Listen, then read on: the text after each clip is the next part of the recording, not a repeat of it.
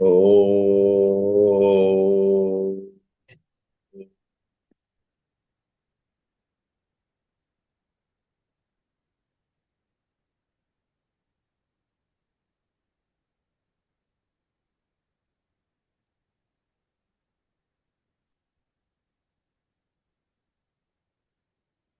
ஆன்மீக பெரியோர்கள் அனைவரையும் பணிவுடன் தங்கி ஆன்மீகம் அறிவோம் என்ற நம்முடைய குழுவில் இன்று முருகப்பெருமானின் திருவிளையாடல்களில் ஒன்றாகிய வள்ளி திருமணத்தை சிந்திக்க உள்ளோம். சிந்தனையை தொடங்குவதற்கு முன் நமது வேண்டுகோளுக்கிணங்க அவருடைய தொண்டை இடைஞ்சல் கொடுத்து கொண்டிருந்தாலும் நமக்காக இறைவணக்கம் பாடுவதற்காக திரு வெங்கடகிருஷ்ணன் அவர்களை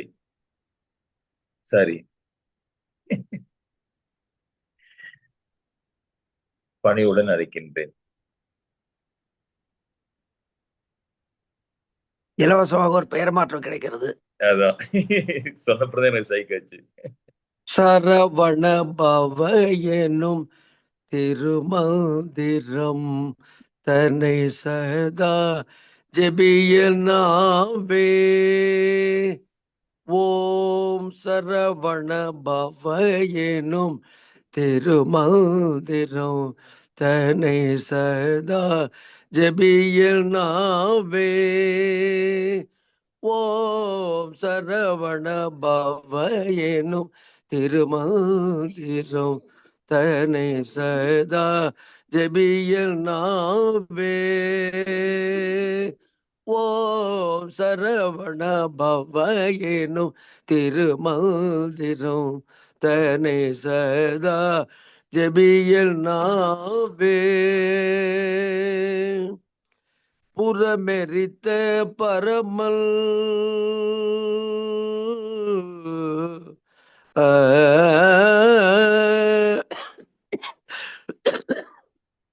புறமெரித்த பரமல் நெற்றி கண்ணில் ஊதித்த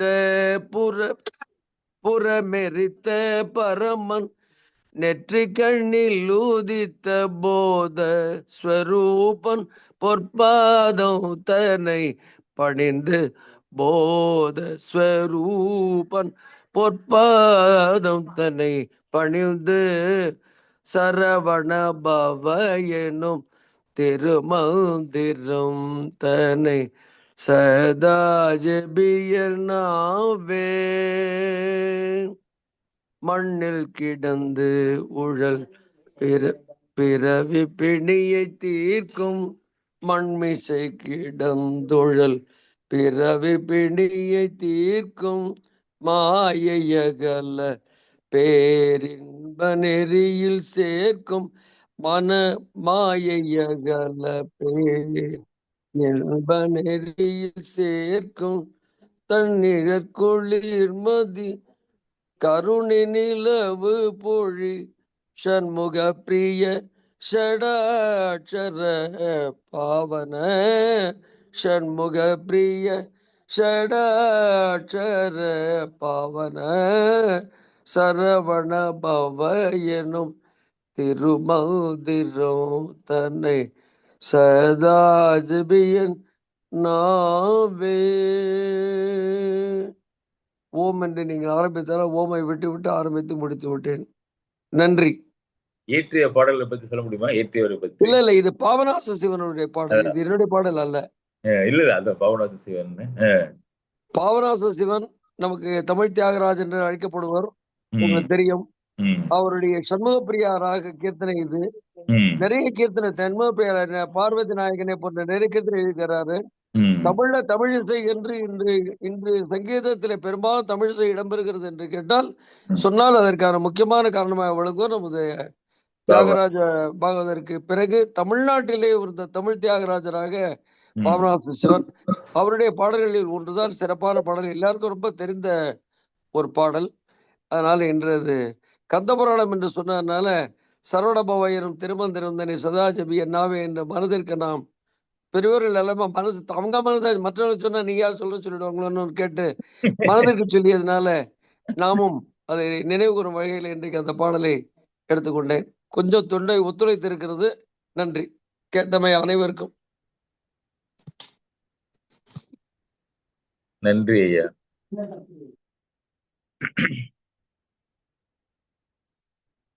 மூவிரும் முகங்கள் போற்றி முகம்பொழி கருணை போற்றி ஏவரும் துதிக்க நின்ற ஈராறு தோல் போற்றி காஞ்சி மாகுடி வைகும் செவ்வேல் மலரடி போற்றி அண்ணான் சேவலும் மயிலும் போற்றி திருக்கை வேல் போற்றி போற்றி. ஆறிரும் தடந்தோள் வாழ்க ஆறுமுகம் வாழ்க வெற்பை கூறுசை தனிவேல் வாழ்க குக்குடம் வாழ்க செவ்வேல் எரிய மஞ்சை வாழ்க யானைதன் அணங்கு வாழ்க மாறிலா வள்ளி வாழ்க வாழ்க சீரடியார் எல்லாம். வள்ளி திருமணம்.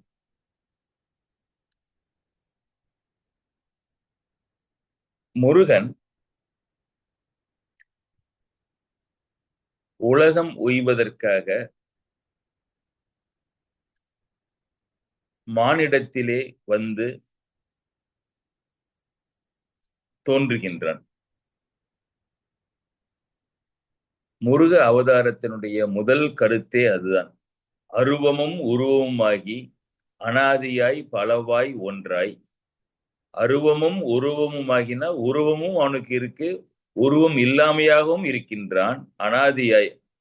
அனாதியாய்னா காலம் சொல்ல முடியாத அளவுக்கு பின்னோக்கியது. அனாதியாய் பலவாய் ஒன்றாய் பிரமமாய் நின்ற ஜோதி பிழம்பதோர் மேனியாக கருணைக்கூர் முகங்கள் ஆறும் கரங்கள் 12 கொண்டே 12 கை 6 முகங்கள் கொண்டே ஒரு திருமுருகன் வந்து ஆங்கு உதித்தனன் உலகம் உய்ய. ஒரு திருமுருகன் ஆங்கு வந்து உதித்தனன், அது வரைக்கும் கரெக்ட். அதனுடைய காரணம் என்ன என்பதை ஒரே வார்த்தையிலே சொல்லுகின்றார். உலகம் உய்ய.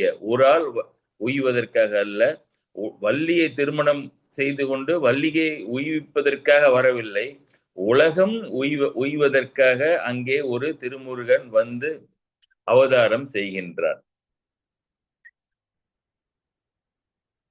என்ன நடக்கின்றது முருகனுடைய அவதாரத்திலே? முக்கிய காரணம் திருச்செந்தூரிலே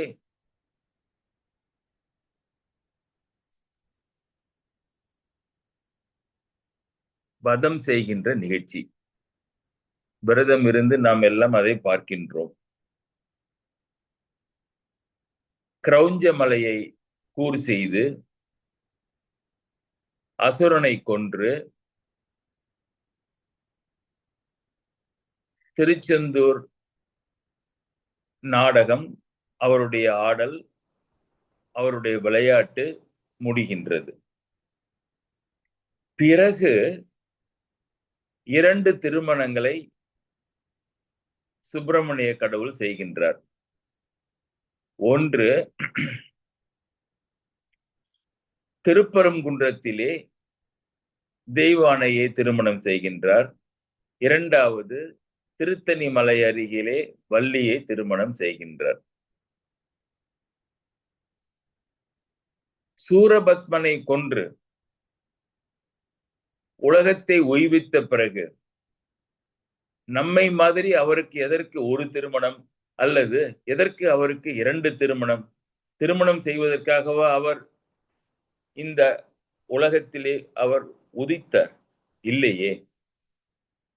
இந்த கதைகள் எல்லாவற்றிலுமே பெரிய ஆன்மீக தத்துவங்கள் இருக்கின்றன.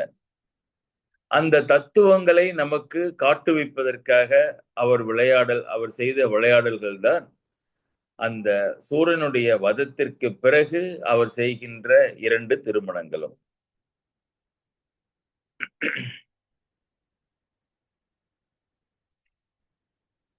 இந்த திருமணங்களுக்கு உரிய இந்த வள்ளியும் இந்த தெய்வானையும் யார் என்றால், முன்னொரு சமயம்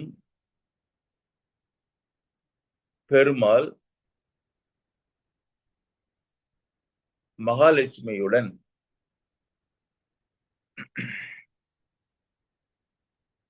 சொக்கட்டான் விளையாடிக் கொண்டிருக்கின்றார் அவருடைய லோகத்திலே. அந்த சமயத்திலே இருவருக்குள்ளும் போட்டி வந்து விடுகின்றது. யார் அந்த விளையாட்டிலே வெற்றி பெற்றார்கள் என்று.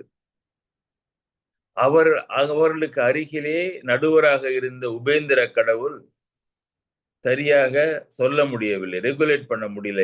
ஒரு முறை பிரம்மா சாரி மகாவிஷ்ணு ஜெயிக்கின்றார், ஒரு முறை மகாலட்சுமி ஜெயிக்கின்றார் என்று மாற்றி மாற்றி சொல்லிக் கொண்டிருக்கின்ற சமயத்திலே, எல்லோரும் கோபமாக இருக்கின்ற சமயத்திலே கண்வர் மகரிஷி அங்கு வருகின்றார். கண்வர் மகரிஷி பெருமாளை தரிசிப்பதற்காக வருகின்றார். இச்சமயத்திலே இறைவரை பார்ப்பது சரியல்ல என்று உபேந்திர கடவுள் சொல்ல, மிகவும் கோபப்பட்ட கண்வர், நான் பரமாத்மாவை பார்ப்பதற்காக வருகின்ற சமயத்திலே நீ தடையாக நின்று விட்டாய், அதனாலே நீ பூலோகத்திற்கு சென்று மானிடனாக இருந்து, அதுவும் ஒரு வேடனாக இருந்து, வேறு ஒரு ஜீவாத்மா பரமாத்மாவுடன் சேர்வதற்கு நீ உதவி செய்து, பரிகாரமாக உதவி செய்து, பின்பு மீண்டும் இங்கு வந்து சேர் என்று சாபமிட்டார். இறைவனை பார்ப்பதற்கு அவருக்கு இருந்த தாபம், அதை தடுத்ததால் வந்த கோபம், அந்த கோபத்தினால் வெளிப்பட்டது அவர் வாயிலிருந்து சாபம். எல்லாம் நல்ல மகரிஷிகளுடைய சாபம் எல்லாம் நல்லதற்காகத்தானே இருக்கும். அதனாலே இந்த உபேந்திர கடவுள் பூமியிலே வந்து தோன்றுகின்றார். அவர்தான் இந்த வள்ளியினுடைய தந்தை நம்பிராஜன். வேடர் குலத்திலே அரசனாக பிறக்கின்றான். ஒரு ஆள் வந்தாச்சு. அடுத்தது மகாவிஷ்ணுவும் மகாலட்சுமியும் ஆட்டத்திலே கவனமாக இருந்து விட்டு கண்வர் மகரிஷி வந்த பொழுது அவரை கண்டுகொள்ளாமல் இருந்த காரணத்தினாலே முற்றிலும் கோபம் தணியாமல் இருந்த கண்வர் மகரிஷி அவர்களை பார்த்து, ஒரு அடியவர் வந்து நின்றும் ஆண்டவர்களாகி நீங்கள் காட்சி கொடுப்பதில் காலம் தாழ்த்தி விட்டீர்கள், அதனாலே நீங்கள் இருவரும் சென்று பூமியிலே பிறக்க வேண்டும் என்று கேட்டுக்கொள்ள, அவ்வழியே மகாவிஷ்ணுவும் மகாலட்சுமியும் எப்படி பிறக்கின்றார்கள் என்றால், தொண்டை நன்னாட்டிலே மேற்பாடி மலையிலே காட்டிலே ஒரு சிவ முனிவராக மகாவிஷ்ணு தோன்ற அந்த காட்டிலே துள்ளி விளையாடி கொண்டிருந்த ஒரு மானாக மகாலட்சுமி தோன்றுகின்றார்கள். இருவரும் அங்கே இருக்கின்றார்கள். இப்ப 3 பேர் வந்தாச்சு, அந்த காட்டிற்கு வந்தாச்சு. இன்னும் ஒரு ஆள், முக்கிய ஆள் ஒரு ஆள் வர வேண்டுமே, அதுதான் வள்ளி. நம்பிராஜன் வந்தாச்சு, வள்ளி பிறப்பதற்கு உரிய தாய் தந்தைகள் அங்கு வந்தாச்சு. வள்ளி வர வேண்டுமே, அதற்கு ஒரு காரணம் வேண்டும் அல்லவா? திருவிக்கிரம அவதாரத்திலே பெருமாளுடைய கண்களில் இருந்து 2 கண்களில் இருந்தும் 2 சொட்டு நீர் வர, அவை அமிர்தவல்லி சுந்தரவல்லி என்று 2 பெண்களாக தோன்ற வரம் கிடைக்கின்றது.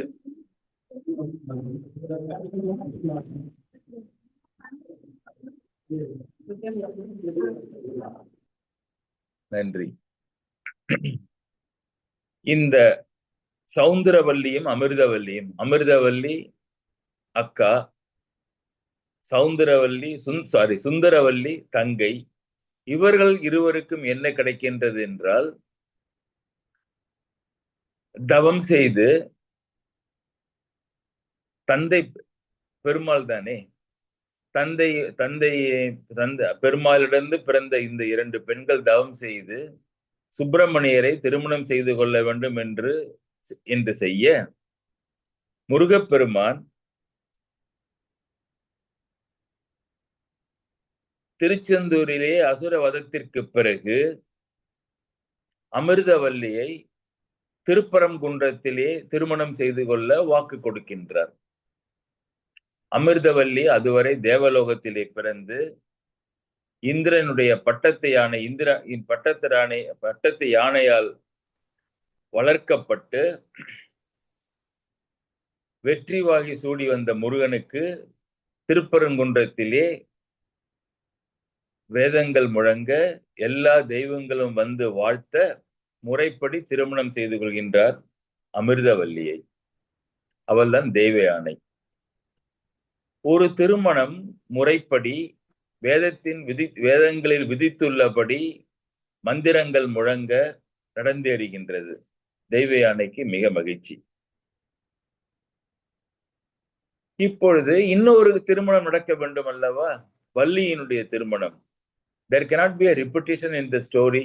இது அந்த தேவயானை திருமணத்திற்கும் முற்றிலும் மாறாக நடக்க வேண்டும். இது ஆரம்பிக்கின்ற கதையே வேறாக இருக்கின்றது. இந்த சுந்தரவல்லி காத்து கொண்டிருக்கின்றால் பூமியில் பிறப்பதற்காக.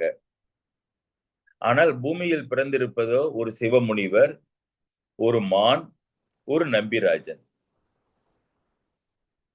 இங்கே சுந்தரவல்லி எப்படி வருகின்றாள் என்றால், ஒரு நல் பொழுதில் அந்த சிவமுனிவர் தவத்தில் இருக்கின்ற பொழுது இறையருளால் தன் முன்னே ஓடிக்கொண்டிருந்த மானை ஒரு க்ஷணம் பார்க்க, அந்த மான் சூளுற்று வேகமாக சென்று வள்ளிக்கிழங்குகள் தோண்டி எடுக்கப்பட்ட ஒரு குழியிலே தன்னுடைய சினையை இட்டு திரும்பி பார்த்த பொழுது அது மான் குட்டி மாதிரி இல்லாமல் வேறு மனித உருவத்தில் இருப்பதை பார்த்து பயந்து அங்கிருந்து நடந்து சென்று விட்டது. அவ்வாறு அங்கு பிறந்த அந்த குழந்தையானது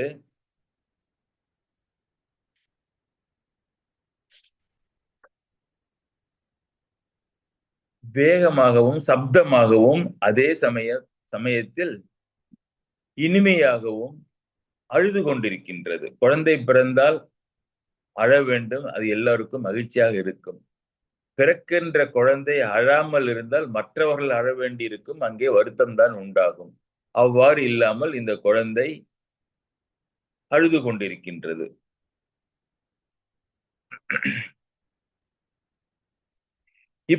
அந்த சமயத்திலே நம்பிராஜன் தன் காட்டிலே இருக்கின்ற தன் கீழ் இருக்கின்ற வேடர்களை எல்லாம் அழைத்துக் கொண்டு தன்னுடைய மனைவியும் அழைத்துக் கொண்டு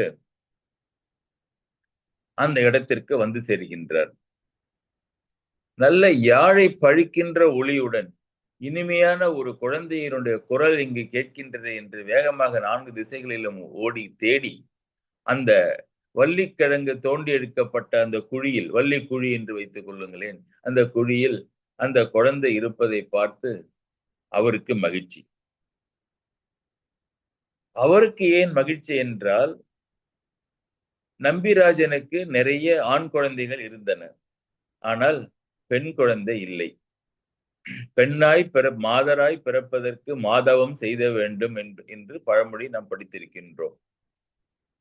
அதிலே அது ஒரு சிறப்பான ஒரு வசனம் தான். அது என்னன்னா, மாதராய் பிறப்பதற்கே மாதவம் செய்யல் வேண்டும் என்றால், பெரும்பாலும் என்ன சொல்வார்கள் என்றால், பெண் நமக்கு குழந்தையாய் பிறப்பதற்கு நாம் மாதவம் செய்திருந்தால் நமக்கு பெண் குழந்தை பிறக்கும். மாதராய் பிறப்பதற்கே நமக்கு பிறப்பதற்கே மாதவம் செய்யல் வேண்டும் என்று ஒரு பொருள்.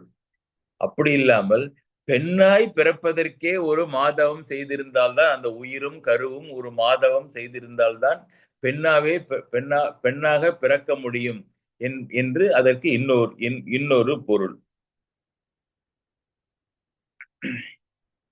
இந்த நம்பிராஜன் அதை பார்த்துவிட்டு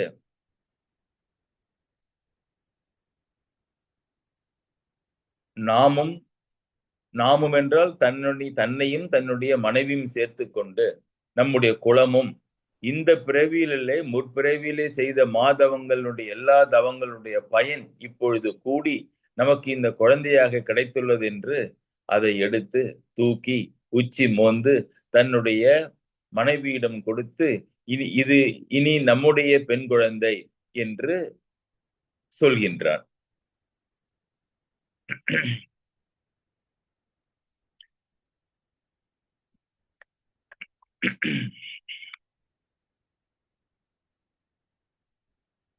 எல்லோருக்கும் மகிழ்ச்சி.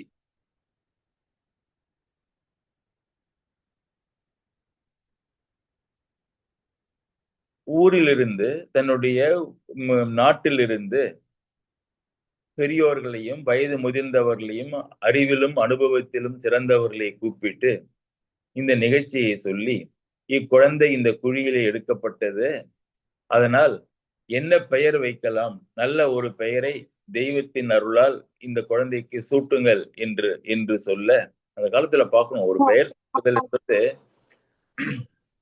அவனோ அரசன்,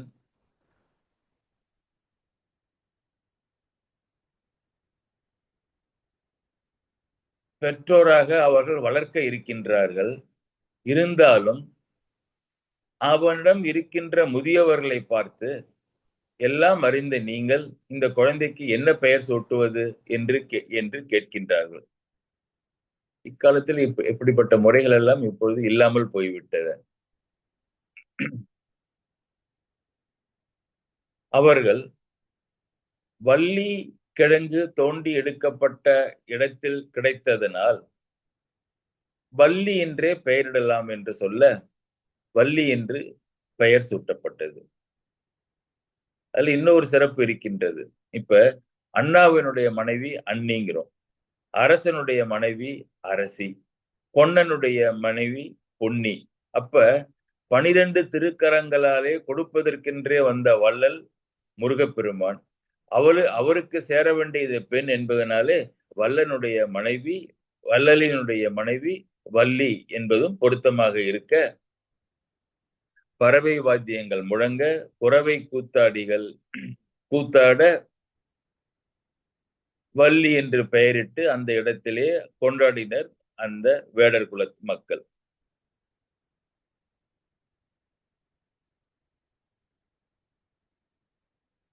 இப்பொழுது வள்ளியும் வந்தாகிவிட்டது. இன்னும் முருகப்பெருமான் வரவில்லை. முருகப்பெருமான் வருவதற்கு இப்பதானே குழந்தை. இவர்களுக்கு 12 வயதிலே மங்கை பருவம் வந்து சேர்கின்றது. அந்த காலத்திலே பெண்களுக்கு பருவம் என்பது அந்த எத்தனை வருடங்கள் என்பதை பொறுத்து பருவங்கள் நிர்ணயிக்கப்படுகின்றன. நல்ல பொருளுடைய கிளாசிபிகேஷன்ஸ் அதெல்லாம். அறிவு ஏதும் வளராத சமயத்திலே அந்த குழந்தைக்கு பேதைன்னு பேர். 5 to 7 வந்து பேதை, 8 to 11 பெதுமை, 12 13 வயதிலே அவளுக்கு மங்கைன்னு பேர். இப்பொழுது அந்த கதையை ஆரம்பிக்கின்ற சமயத்திலே வள்ளிக்கு வயது 12, மங்கை பருவத்திலே இருக்கின்றாள். மங்கையிலிருந்து அடுத்த பருவம் மடந்தை 14 to 19, அறிவை 20 to 25, தெரிவை 26 to 31, 32 to 40 பேரிளம் பெண். இளம் பெண் என்பது 40 வயது வரைக்கும் பேரிளம் பெண், முதிர்ந்த பெண் பருவம். அதுல இப்ப இந்த மங்கை 12 to 13ல பருவ மாற்றங்கள் உடலிலே ஏற்பட்டு மனதும் அறிவும் அதை உணர்ந்து கொண்ட பருவத்திற்கு மங்கை என்று பெயர். மங்கை பருவம் வருகின்றது. அந்த வேடர்கள் கலாச்சாரத்திலே கல்ச்சர் இந்த காலத்துல சொல்றாங்க. இந்த காலத்துல கல்ச்சர் என்பது சினிமா பாடல்களை பார்த்து விட்டு நாட்டியம் ஆடுவதுதான் கல்ச்சுரல் ஷோ, கல்ச்சுரல் ஃபெஸ்டிவல்ங்கிறாங்கல்ல. அந்த காலத்துல அப்படி அல்ல. நல்ல காரணத்துடன் ஒரு குலத்திலே, ஒரு குடும்பத்திலே, ஒரு இடத்திலே டெவலப் ஆன பழக்க வழக்கங்கள் தான் கல்ச்சர் என்று பெயர். அவர்களுடைய அந்த கலாச்சாரத்தின்படி 12 வயதிலே அறிவு தெரிய ஆரம்பிக்கின்ற சமயத்திலே இந்த பெண்களை என்ன செய்வார்கள் என்றால், திணைதான் அவர்களுடைய ஸ்டேபிள் டயட் அண்ட் அக்ரிகல்ச்சர். அந்த திணை புலன்களிலே கொண்டு போய் அங்கு இருக்கின்ற மரங்களிலே ஒரு ஒரு ஒரு ஷெல்டர் ஒன்று கட்டி அதிலே அவளை அமர வைத்து, அச்சமயத்திலே வளர்ந்து கொண்டிருக்கின்ற திணை பயிர்களை விலங்குகளும் பறவைகளும் அழித்து விடாமல் பாதுகாக்க தனியே அவரை விட்டுவிட்டு வந்து விடுவார்கள். ஒரு 2ல 3ல அவளுக்கு சாப்பாடு தண்ணி ஏதாவது கொண்டு போய் கொடுப்பார்கள். நன்றாக இருக்கின்றாளா, தைரியமாக இருக்கின்றாளாக பார்த்து கொள்வார்கள். அந்த திணைப்பயிரை பாதுகாத்து வளர்த்து அவை முதிர்ந்து அறுவடை செய்யும் வரை அவள் அந்த அந்த அந்த மங்கை பருவத்திலே 12, 13 வயதிலே எல்லா அவரவருடைய பெண்கள் அவர்களுடைய நிலத்திலே பாதுகாக்க வேண்டும் என்பது அங்கு இருக்கின்ற கல்ச்சர். அதன்படி அவள் தனியே தூங்க வேண்டும், தனியே பகலிலே கழிக்க வேண்டும், தன்னுடைய வேலைகளை எல்லாம் தானே செய்து கொள்ள வேண்டும். வேண்டுங்கிற சமயத்திலே மரத்திலிருந்து கீழே வருவதும், வேணும் மற்ற சமயங்களில் மரத்தின் மேலே இருந்து தன்னை பாதுகாத்துக் கொள்வதும், இதர இத்தியாதி எல்லாம் தானே அவள் கற்றுக்கொள்வாள். அப்படி நம்முடைய வள்ளி நாச்சியாரையும் அந்த அந்த பருவம் வந்த பொழுது, மங்கை பருவம் வந்த பொழுது, நம்பிராஜனுடைய திணைப்புலத்திலே கொண்டு போய் மரத்திலே ஒரு மனையை கட்டி, பரண் என்று வைத்துக் கொள்ளுங்களேன். பரணை அமைத்து அதிலே அதிலே இருக்க வைத்துவிட்டு வந்து விடுகின்றார்கள். கையிலே கிடைக்கின்ற அந்த அந்த பர வாத்தியங்களை கொண்டு முழக்கியும்,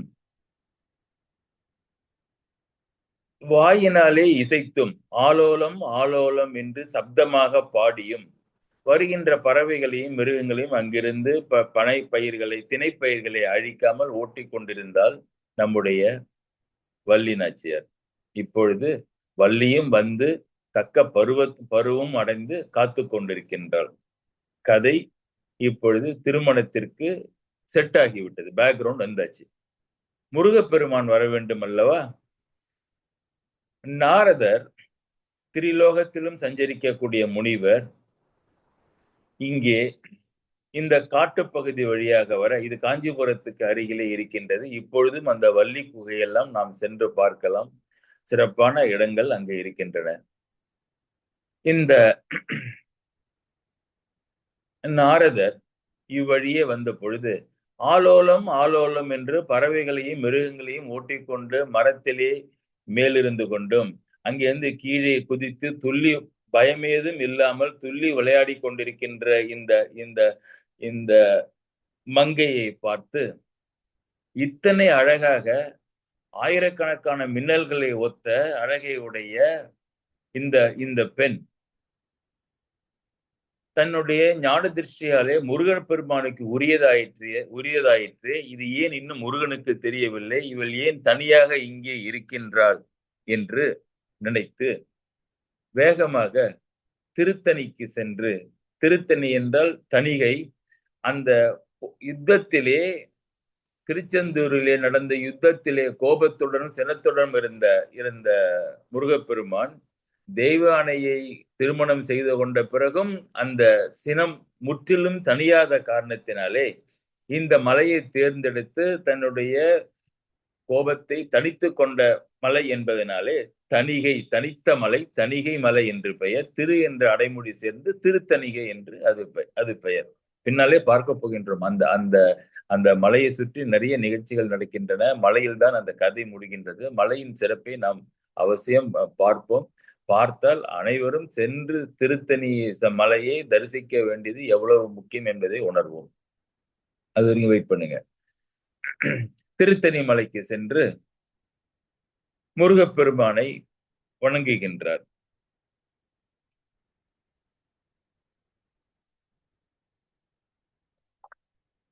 முருகப்பெருமான் பார்த்து,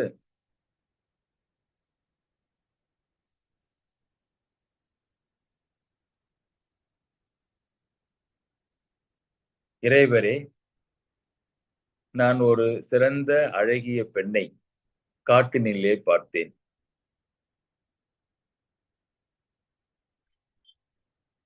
தாங்கள் முன்பு வாக்கு கொடுத்தபடி அவள்தான் சுந்தரவல்லி, பெருமாளுடைய மகள், உங்களுக்கு மாமன் மகள். நீங்கள் அவளை திருமணம் செய்து கொள்ள வேண்டிய காலம் வந்து சேர்ந்து விட்டது. அதனால் நீங்கள் சென்று அவளை பார்த்து அவளுக்கு வாழ்வு கொடுங்கள் என்று தேவேந்திரன் சொல்ல,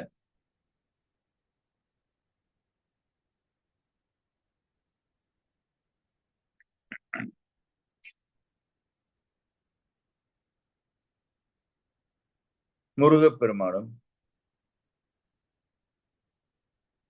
சம்மதித்து தன்னுடைய இறை உருவத்தை, திருத்தணியிலே இருக்கின்ற சுப்பிரமணியம் என்ற உருவத்தை மாற்றிக்கொண்டு வேடனாக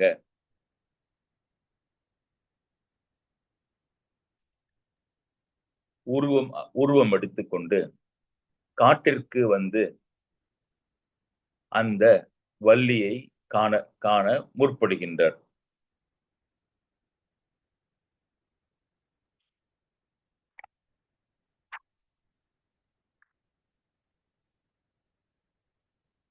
இப்போ முருகப்பெருமானுடைய வேடன்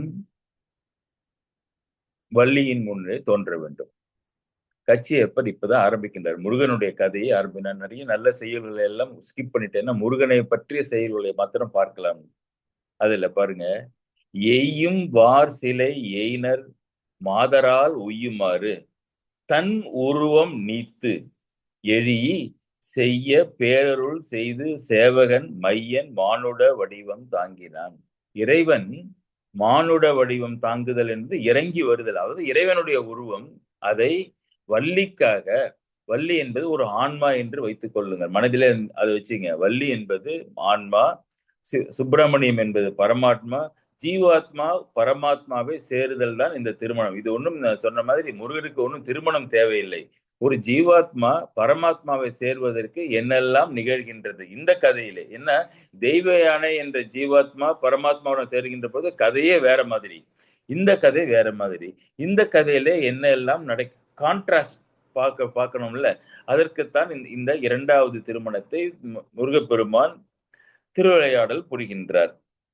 அதற்கு முதல்ல என்ன செய்யறாரு, இறைவன் மானிட வடிவம் தாங்கி தாழ்ந்து கீழிறங்கி வருகின்றான். எப்படி? மானிட வடிவத்திலையும் வேடனாக வருகின்றான்.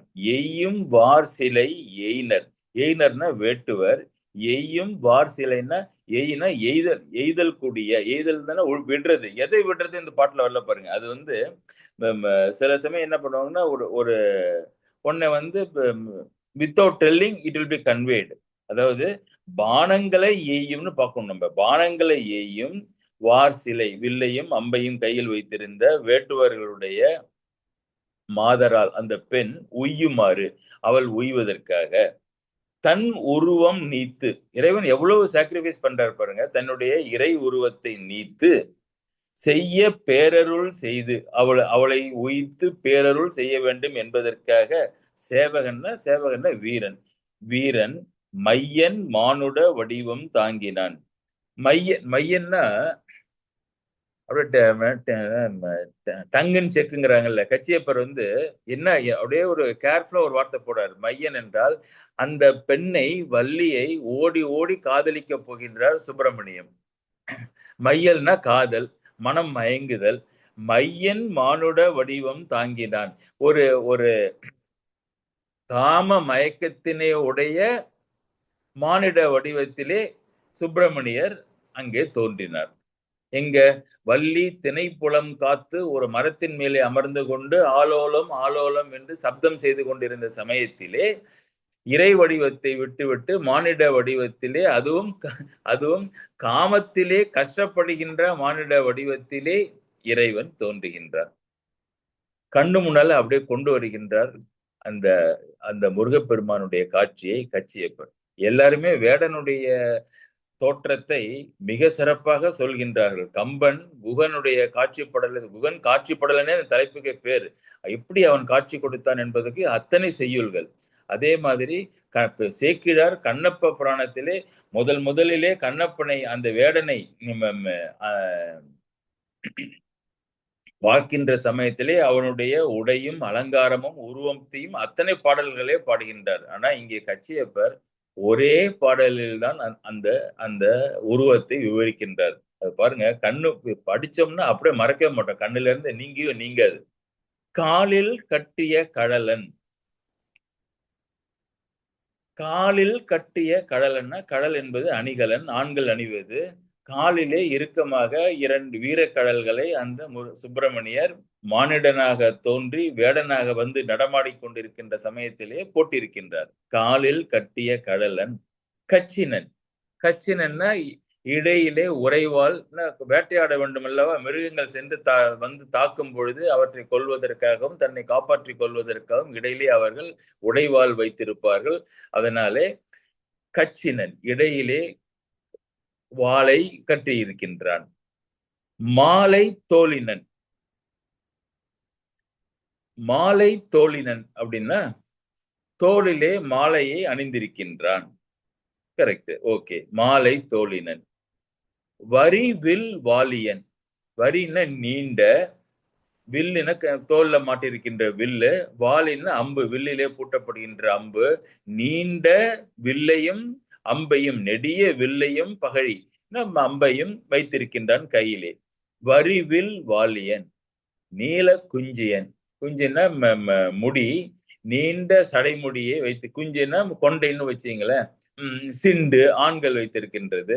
நீல குஞ்சியன், நல்ல கருமையான நீண்ட மயிர்களை தரையில இருக்கின்றது அவனுக்கு. நீல குஞ்சியன். நெடியன், நல்ல உயரம், அது 6 அடியா 7 அடியான்னு தெரியாது, நெடியன்னு சொல்லிட்டாரு. நெடியன். வேட்டுவ கோலத்தை கொடு குமரன் தோன்றினான். அந்த அந்த மேலே அவள் வந்து ஆலோலம் ஆலோலம் என்று பாடிக்கொண்டிருக்க, இந்த உருவத்தை கொண்டு, வெட்டுவ கோலத்தை கொண்டு குமரன் தோன்றினான்.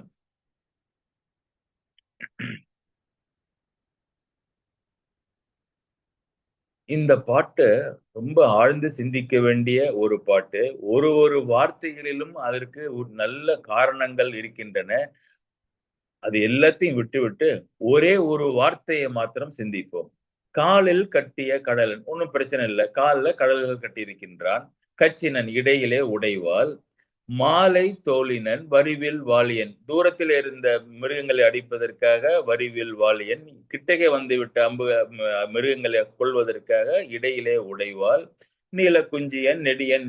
காட்டிலே வாசிக்கிறார்கள், அதனால நல்ல உயரமா இருப்பார்கள். வேட்டுவ கோலத்தை கொண்டு குமரன் தோன்றினான் என்ற பொழுது கொஞ்சம் சிந்தித்தால் ஒரு ஒரு ஒரு டிஸ்கிரிப்ஷன் பொருத்தம் இல்லாத மாதிரி தோன்றும். என்னன்னா, அது மாலை தோழினன். வெட்டுவ வேடத்திலே இவன் இங்கு வந்து வருகின்ற பொழுது எதற்காக இவனுடைய கழுத்திலே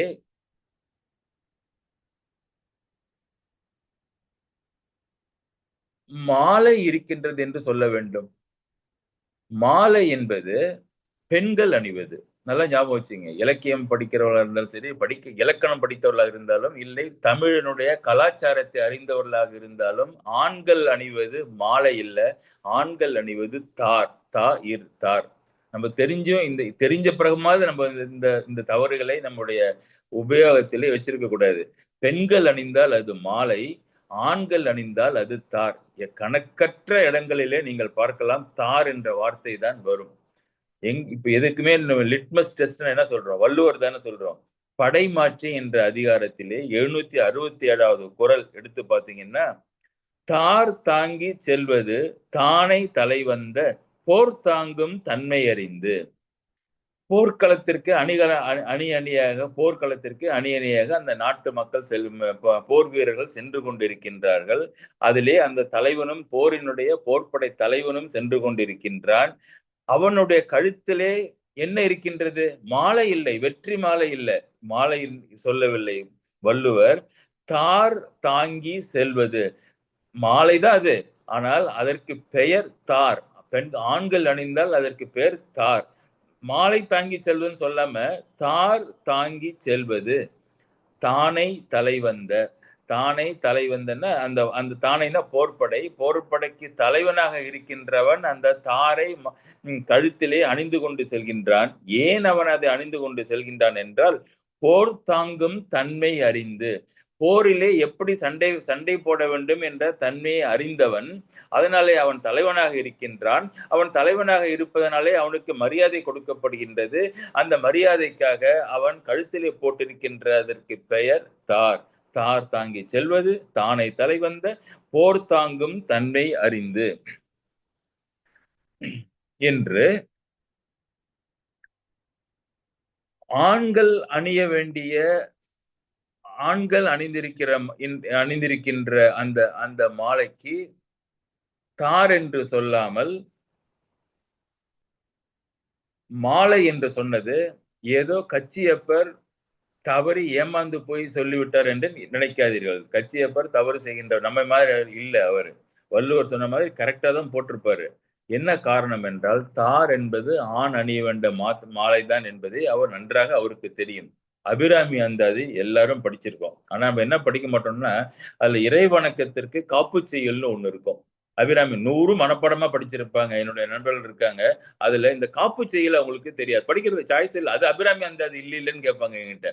அதிலே அபிராமி அந்தாதியினுடைய காப்புச் செய்யுள் ஆரம்பிக்கிறதே எப்படி ஆரம்பிக்கும் அப்படின்னா, தாரமர் கொன்றையும் சண்பக மாலையும் சாத்தும் தில்லை ஊரர்தம் பாகத்து உமைமைந்தனே முருகப்பெருமானே உலகம் ஏழும் பெற்ற சீர் அபிராமி அந்தாதி எப்போதும் என் சிந்தையுள்ளே காரமர் மேனி கணபதியே நிற்க கட்டுரையே. முதல் காப்புச் செய்யுள். முதல் என்ன வேண்டுகோள் வைக்கிறாங்க அப்படின்னா, தாரமர் கொன்றையும் கொன்றை மலர்கள் அமர்ந்து இறுக்கமாக கட்டப்பட்ட அந்த மாலைக்கு தார் என்று பெயர். அந்த மாலையையும் தாரையும் தாரமர் கொன்றையும் சண்பகப்பூவால் கட்டப்பட்டதை மாலைங்கிறாரு. அப்ப ஏன் சிவபெருமானை பார்த்து சொல்கின்ற பொழுது ஏன் 2 மாலையை சொல்கின்றார் என்றால், சிவபெருமான் ஒரு பக்கம் ஆணாகவும் ஒரு பக்கம் பெண்ணாகவும் இருப்பதனாலே ஆணுக்குரிய தாரையும் பெண்ணுக்குரிய மாலை. என்ன கவனம் பாருங்க. அதாவது இந்த டிஸ்கிரிப்ஷன்லாம் ஏதோ விளையாட்டுக்கு இந்த இந்த கவிஞர்கள் எல்லாம் கற்பனையிலே காரணம் இல்லாமல் வார்த்தைகளை கொட்டி வீணடிக்கின்றார்கள் நினைக்காதீர்கள். ஒரு வார்த்தையிலும் எத்தனை மிகப்பெரிய பொருள் இருக்கின்றது பாருங்கள். தாரமர் கொன்றையும் சண்பக மாலையும், தாரும் மாலையும் சிவபெருமானுக்கு ஆணும் பெண்ணுமாக சேர்ந்து இருப்பதனாலே அந்த தில்லையிலே சிதம்பரத்துக்கு போனா பார்த்துருப்பாங்க. பாருங்க, அடுத்த தடவை போறப்ப பாருங்க, 2 மாலையும் சாத்திருப்பாங்க. தாரையும் சாத்திருப்பார்கள், சண்பக பூவால் செய்யப்பட்ட மாலையும் சாத்தும். இப்ப பாருங்க இந்த வரியை, தாரமர் கொன்றையும் சண்பக மாலையும் சாத்தும் தில்லை ஊரர்தம் பாகத்து உமைமைந்தனே. தில்லை ஊரர்தம், தில்லையிலே வசிக்கின்ற சிவபெருமானுடைய ஒரு பாகத்திலே இருக்கின்ற உமையனுடைய மைந்தனே முருகப்பெருமானே உலகம் ஏழும் பெற்ற சீர் அபிராமி அந்தாதி ரிக்வஸ்ட் வைக்கிறாரு. எப்போதும் எந்தன் சிந்தையுள்ள. இப்ப நம்ம போய் இதே சிவபெருமானுடைய முருகப்பெருமானை நம்ம வேண்டுகிறோம். என்ன வேண்டுகிறோம்? எனக்கு இந்த வருஷம் கண்டிப்பா ஒரு ப்ரொமோஷன் கொடுத்துருங்க சாமி, என் முதுகு வலி ரொம்ப வலிக்குது, உன்னை பார்க்க முடியல, அதுக்காக நம்ம பார்க்காம இருக்கிறோம். நமக்கு முதுகு வலி இல்ல முதுகு வலி இல்லாம போச்சுன்னா உன்னை நான் கண்டிப்பா படியேறி உன்னை பார்க்கிறேன், பேசாம எனக்கு முதுகு வலியை கொஞ்சம் குறைச்சு கொடுங்க சாமின்னு கேட்கிறோம். அப்படி இல்ல கேட்க வேண்டியது என்ன பாருங்க, உலகம் ஏழும் பெற்ற சீர் அபிராமி அந்தாதி எப்போதும் என் சிந்தையுள்ளே நிற்க. எப்போதும் என் மனசிலே ஒரு தடவை படிச்சு மறந்து போறது இல்ல, ஒரு தடவை படிச்சு ஒப்பிக்கிறது இல்ல, எப்பொழுதுமே என் சிந்தையுள்ளே இருக்கும்படி யாரு கேட்கணும்? இப்ப தில்லை ஊரர்தம் பாகத்து உமை மைந்தனேன்னு முருகப்பெருமானை கூப்பிட்டாச்சு, தில்லை ஊரர்னு சொல்லி சிவபெருமானை கூப்பிட்டாச்சு, தில்லை ஊரர்தம் பாகத்து உமை என்று சொல்லி உமாதேவியும் கூப்பிட்டாச்சு. இன்னும் ஒரு ஆள் கணபதியை கூப்பிடல. சிந்தையுள்ளே கார் அமர் மேனி கணபதியே. கார்னா மேகம், மேகத்தை போற்ற மேகத்தை ஒட்டிய கருமை நிறமுடைய மேனியை உடைய கணபதியே எப்போதும் என் சிந்தையுள்ளே அபிராமி அந்தாதி நிற்க கட்டுரையா. உத்தரவு, கட்டுரைனா உத்தரவு, கட்டுரையே நிற்க கட்டுரையே. நீ விருப்பம் கொண்டு என்னுடைய எப்போதுமே என் சிந்தையிலே என்னுடைய இந்த அபிராமி அந்தாதி நிற்கும்படி காரமர் மேனி கணபதியே கட்டுரையே என்று சொல்கின்ற இந்த காப்பு செய்யுளிலே தாரமர் கொன்றையும் கணபதி சண்பக மாலையும் என்று தாரையும் மாலையும் ஆணுக்கும் பெண்ணுக்கும் முறையே போடுவது என்பது எல்லோருக்கும் தெரிந்ததுதான். அப்படி இருக்கின்ற பொழுது நமது கச்சியப்பர் காலில் கட்டிய கழலன் கச்சினன் மாலை தோழினன், மாலை தோழினன் என்று முருகப்பெருமானுக்கு போட்டிருக்கலாம் என்றால் என்ன சொல்ல வருகின்றார் என்றால், இப்பொழுது முருகப்பெருமான் போட்டிருப்பது தார்தான்.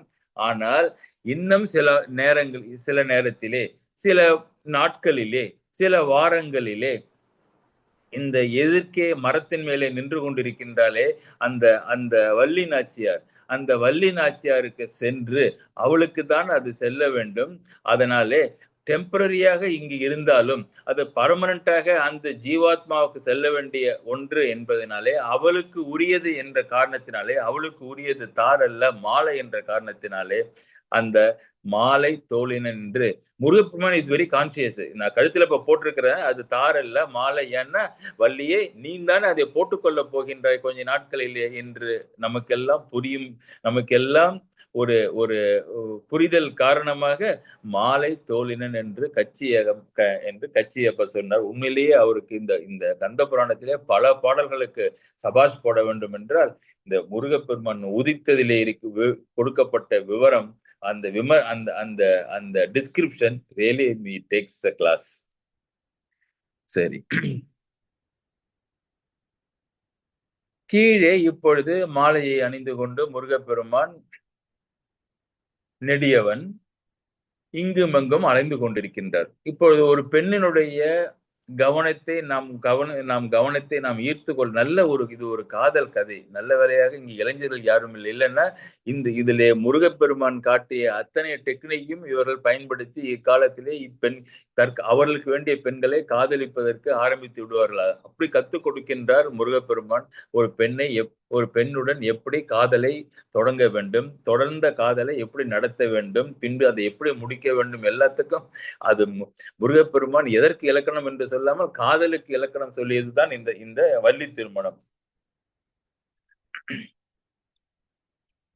கொஞ்ச நேரம் பார்க்கின்றாள், அப்புறம் மேலேயே இருக்கின்றாள், அப்புறம் கீழே கொஞ்சம் இவன் முருகப்பெருமான் அந்த இடத்திலிருந்து சென்ற பிறகு அவன் சென்று விட்டான், அந்த வேடன் சென்று விட்டான் என்று நினைத்து தைரியமாக கீழே இறங்குகின்றாள். அவன் திடீரென்று தோன்ற ஐயோ இன்னும் போகவில்லையா என்று மரத்திற்கு ஏறுகின்றாள். இப்படி என்னென்னவோ முருகப்பெருமான் செய்தும் அவனிடம் அந்த வள்ளி நாச்சியார் பேசவில்லை. பார்க்கின்றாள், கொஞ்சம் கொஞ்சமாக பழக்கப்பட்ட பார்வையாக இருக்கின்றதே ஒழிய ஒன்றும் காதல் தோன்றியதாக அவள் தன்னிடமிருந்து காட்டிக்கொள்ளவில்லை. முருகப்பெருமானை பேசுகின்றான்.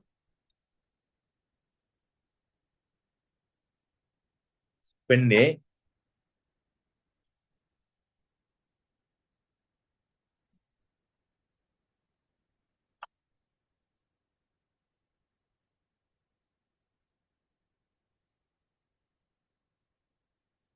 உன்னை இத்தனை அழகாக படைத்த அந்த பிரம்மா வேட்டுவ குலத்திலே கொண்டு வந்து போட்டு உன்னை திணைப்புலத்திற்கு காவல் செய்வதற்காக வைத்திருக்கின்றார்களே, உன்னை பெற்றெடுத்ததனால் அவர்கள் புண்ணியம் செய்தாலும் உன்னை என்ன செய்ய வேண்டும் என்று தெரியாத காரணத்தினாலே பிரம்மா அந்த வேடர்களை படைத்த பொழுது அவர்களுக்கு அறிவை படைக்காமல் விட்டு விட்டானோ, மண்டையை மாத்திரம் படைத்து மண்டைக்குள்ள மூளையை படைக்காமல் விட்டு விட்டானோ என்று பலவாறு அவளை புகழ்ந்து கொண்டிருக்கின்றான் சுப்பிரமணிய கடவுள்.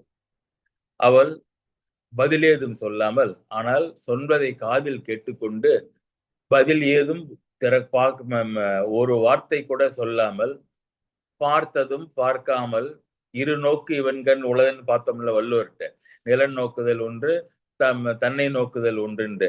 அப்படி ஒரு நோக்கும் முருகப்பெருமானை பார்க்காமல் வள்ளி இருக்கின்றாள். பொழுது ஓடுகின்றது, நாட்கள் ஓடுகின்றன, ஒன்றும் முன்னேற்றம் இல்லை. சுப்பிரமணியர்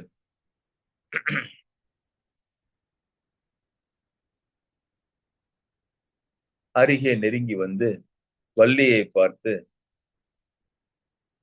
வாரிரும் கூந்தல் நல்லாய். நல்லாய்னா பெண்ணுன்னு அர்த்தம், நல்ல பெண்ணுன்னு அர்த்தம், நல்லாலை பெண்ணு தான் அர்த்தம். வாரிரும் கூந்தல் நல்லாய் என்றால் நீண்ட கருமையான கூந்தலை உடைய நல்ல பெண்ணே, வாரிரும் கூந்தல் நல்லாய், நான் உன்னையே பார்த்து கொண்டிருக்கின்றேன்.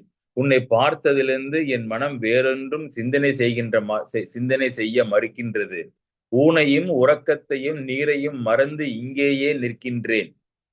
ஆனால் நீ இப்படி பாராமுகமாக இருக்கின்றாயே, அதனாலே நான் மிகவும் சோகப்படுகின்றேன். என் மதி தளர்கின்றது, எனக்கு வருத்தம் உண்டாகின்றது, ஏக்கம் அதிகரிக்கின்றது உன்னுடைய பாராமுகத்தினாலே. அதனால மதி தளர்வேனுக்கு என்னுடைய மூளையே இப்பொழுது ஒண்ணுமே திங்க் பண்ண முடியாம இருக்கே, எனக்கு மதி தளர்வேனுக்கு உந்தன் பேரினை உரைத்தி. உன் பேரை சொல்லலாம்ல, உன் பேர் என்னம்மான்னு கேட்கிறாரு. பேர் என்ன? அதுக்கு என்ன முதல்ல சொல்றாரு, தன்னுடைய மனத்திலே என்ன இருக்கின்றது என்பதை முதலிலே உள்ள குறிப்பால் சுப்பிரமணியர் அந்த பெண்ணுக்கு உரிக்கின்றார். என்ன?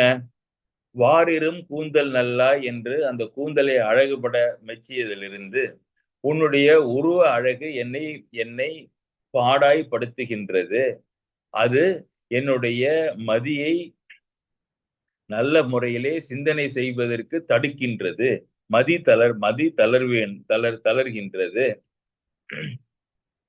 ஆனால் உனக்கு அப்படி இருக்கின்றதா என்று தெரியவில்லையே. உன்னுடைய ஒருதலை காதலாக ஆகிவிடக் கூடாது அல்லவா? அதனாலே உன்னுடைய உள்ள குறிப்பை எனக்கு தெரியப்படுத்து என்று என்று என்று காட்ட உன் பேரினை உரைத்தி என்றான். என்ன என்ன அழகா கேட்கிறாரு பாருங்க. எடுத்த உடனேயே நம்ம தமிழ் சினிமால வர காதல் மாதிரி இல்லாம, உன்னுடைய பேரை சொல் என்று சொன்னாலே அந்த பெண் அதற்கு சம்மதித்து பேரை சொன்னால் ஏதோ நம் மேல ஒரு ஃபேவரபிள் இம்ப்ரெஷனுடன் இருக்கின்றாளே என்று சுப்பிரமணியர் தெரிந்து கொள்வாரே என்ற காரணத்தினாலே வாரிரும் கூந்தல் நல்லாய் மதி தளர்வேனுக்கு உந்தன் பேரினை உரைத்தீன் கேட்டான். பேரினை உரைக்க மாட்டேன் என்று என்று சொல்லல பேரை உரைக்கவில்லை. முகத்தை திருப்பிக் கொள்கின்றாள். நான் கோச்சு கொண்டு மேலே செல்வேன் என்று சொல்லி மரத்தின் மேலே இருக்கின்ற பரனுக்கு செல்கின்றாள். நீண்ட நேரம் இவன் இங்கே இருப்பதை போய்விட்டான என்று பார்த்து கீழே இறங்க பேரும் சொல்லாமல் இருக்கின்றையே என்று மீண்டும் விட்ட இடத்திலிருந்து சுப்பிரமணியர் ஆரம்பிக்கின்றார். என்ன? உன் பேரினை உரையா எண்ணின் ஊரினை உரைத்தி. சரிதுமா, பேரு தான் சொல்ல ரொம்ப ரொம்ப அது வெரி பர்சனல் பேரு. கரெக்ட். நீ எந்த ஊர்ல இருக்கிறங்கிறதையாவது சொல்லலாம்ல. பேரினை உரையா எண்ணின், உன் பேரை என்கிட்ட நீ சொல்ல மாட்ட, நான் இவ்வளவும் சொன்னப்புறமும் நீ ஒண்ணு சொல்ல மாட்டேங்கிறேன்னு என்று இருந்தால் உன் ஊரினை உரைத்தி. நீ எந்த ஊர்ல இருக்குன்னு சொல்ல. அந்த ஊர்ல போயிட்டு இப்படி ஒரு அழகுடைய பெண் ஒருத்தி தான் இருக்க முடியும், அதை வைத்துக் கொண்டு விசாரித்து உன் பேர் என்ன என்பதை நான் தெரிந்து கொண்டு மகிழ்வேனே, அதனால உந்தன் ஊரினை உரைத்தி என்றான். சம்மதிப்பால? சம்மதிக்கல. இதெல்லாம் ரொம்ப ஆரம்ப கட்டம் காதல்ல, ரொம்ப ரொம்ப ஆரம்ப கட்டம். பிரிலிமினரி தான். இப்பதானே அண்ணனும் ஐயரும் பாக்குறாங்க. அதுக்குள்ளார சொல்வாள் அவருடைய கலாச்சாரம், வேடருடைய கலாச்சாரம் அது அப்படி நடந்துருமா என்ன? இல்லையே. அது கல்ச்சர். அது உன் பேரினை உரையா எண்ணின் ஊரினை உரைத்தி ஊரும் உரைத்திட முடியாதென்னில். சரி, பேரை கேட்ட, பேரை சொல்ல மாட்டேன்ட்ட. அப்ப நைஸா ஊரை கேட்டு நீனே சொல்ற, ஊரை வச்சுட்டு நான் பேரை கண்டுபிடிச்சிருவேன், அதனால ஊரையும் சொல்ல மாட்டேங்கிற. ஊரும் உரைத்திட முடியாது எண்ணில். ஊரும் உரைத்திட மாட்டேன்னு அவ மறுக்கல. ஒன்றும் பதில் இல்லாத காரணத்தினாலே முருகப்பெருமானே அதற்கும் ஒரு கிளாஸ் போடுறாரு. ஊரும் உரைத்திட முடியாது என்று நீ சொன்னால் எண்ணில் என்று பிஹேவ் செய்தால் சீரிய நின் சீரூர்க்கு செல்வழி உரைத்தி என்றான். சீரிய நின் சீரூர்க்கு செல்வழி உரைத்தி என்றான். உன்னை இருக்கின்ற இந்த காட்டிலே இருக்கின்ற உன்னுடைய சீரூருக்கு போற வழி என்னன்னு சொல்லுமா போதுங்கிற. ஊரே சொல்ல வேண்டாம். இப்படி லெப்ட்ல போய் ரைட்ல போய் அந்த அந்த ஆறு மலை அதை தாண்டி போனா என்னுடைய ஊர் வரும் என்று சொன்னால் போதும். நானே அப்படியே கண்டுபிடித்த அந்த ஊருக்கு போய் விசாரித்து உன்னுடைய ஊரை தெரிந்து கொண்டு உன்னுடைய பேரையும் தெரிந்து கொண்டு நான் மகிழ்ச்சி அடைவேனே. அதனால நீ உன் பேரையும் சொல்ல வேண்டாம், உன் ஊரினையும் சொல்ல வேண்டாம், உன் நின் சீரூருக்கு செல்வழி உரைத்து என்றான். அந்த வழியாவது சொல்லக்கூடாதம்மா என்று என்று கேட்கின்றான் சுப்பிரமணிய கடவுள். இதுல அவர் வாய் தவறி வருகின்ற ஒன்று பாருங்க. அவருக்கு அவருடைய ஊர் ஆக்சுவலா சீரூர் தான். சின்ன சின்ன ஊரு, அரசன் இருக்கின்ற இடம் சீரூர் தான் இருந்த. ஆனா தவறிப்பை வார்த்தையிலே கரெக்டாக வருகின்றது. சீரிய உன் சீரூருக்கு செவ்வழி உரைத்து என்று சுப்பிரமணியன் கேட்கின்றான். நம்முடைய இலக்கணத்திலே அந்த ஒரு காதலினுடைய வளர்ச்சிக்கு 4 கட்டங்கள் இருக்கின்றன. இதெல்லாம் இலக்கண நூல்கள்ல அழகாக அதனுடைய டிஸ்கிரிப்ஷன்ஸ் இருக்கு. என்ன அப்படின்னா, முதல் நிலை வேட்கை உணர்த்தல். அதாவது தலைவனோ தலைவியோ தன்னுடைய வேட்கைன்னா காதலை உணர்த்துகின்ற கட்டம் வேட்கை உணர்த்தல். அதை எப்படி உணர்த்துது? அழகிய வார்த்தைகளினாலே, இல்ல செய்கையினாலே என்று பல பல பல பல வழிகளின் மூலம் நம்முடைய வேட்கையை உணர்த்துதலுக்கு வேட்கை உணர்த்தல் முதல் நிலை. இப்ப அதான் நடக்குது. அடுத்தது மறுத்தல். வேட்கையை உணர்த்தி விட்டு ஒருவன் நின்றால் அவள் அதற்கு மறுத்தால் இரண்டாவது நிலை மறுத்தல்.